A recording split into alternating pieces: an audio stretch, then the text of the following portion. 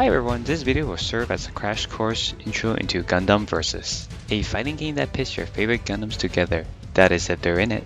I will go over the basics so you can enjoy the game with every mobile suit available, and there are over 90.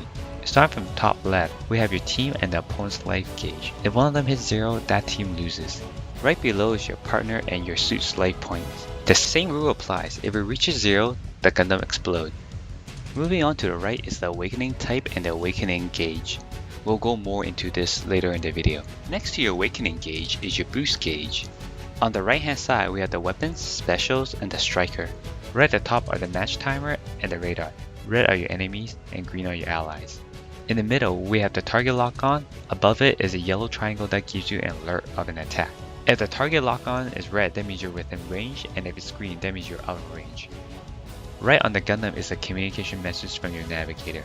Before we jump into how to control a Gundam, let's figure out what the cost value means. There are 4 tiers on mobile suits, 200, 300, 400, and 500. The higher the cost, the stronger the unit. So if you're using a 500 cost unit and you die, you will lose 500 points from the life gauge. Once again, once the team's life gauge reaches 0, that team loses. Alright, now on to how to function a Gundam. Movement in this game is simple. I recommend using the D-pad instead of the analog stick for movement. It's more precise. D-pad up goes up and D-pad down goes down. Now using D-pad left and right doesn't move the Gundam left and right. Instead, whoever you're targeting with the circle button, you will orbit around them. So if you're pressing left, you would orbit left of them, and right same as follow. Now boosting is the main mechanics in this game to get around faster. It could save you or be the death of you. There are 3 different types of boosts: boost step, boost dash, and boost dive. To achieve boost step, simply just double press the directional keys and you'll be flying. Boost step is probably the best to cancel your melee if you accidentally trigger, which happens a lot to me, and helps you chain combos. Now on to the next one. Boost dash is the best way to get around the battlefield. It will allow you to chain different combos. Just double press X. And then the last one is boost dive. This one's quite critical. So if you're up in the air and then you're falling down slowly, using boost dive, you will come down faster. It has a small boost cost, but it's worth it to avoid damage from other Gundams while falling down slow.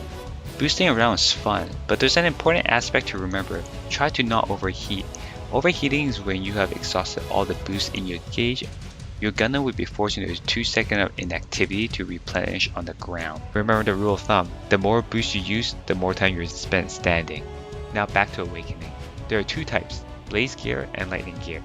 Blaze gear is used for melee units, while lightning gear is used for range. The game will suggest which awakening to use, but it's still up to you to decide. Now let's go back to the striker as well. So what's a striker? Essentially is an assist unit. There are a whole variety of strikers to choose from, and they're all situational. The striker will refill when you get shot down or when you activate your awakening, so make sure you use them all. There's a lot of unlockables in this game, from strikers to navigators, and I'll see you on the battlefield.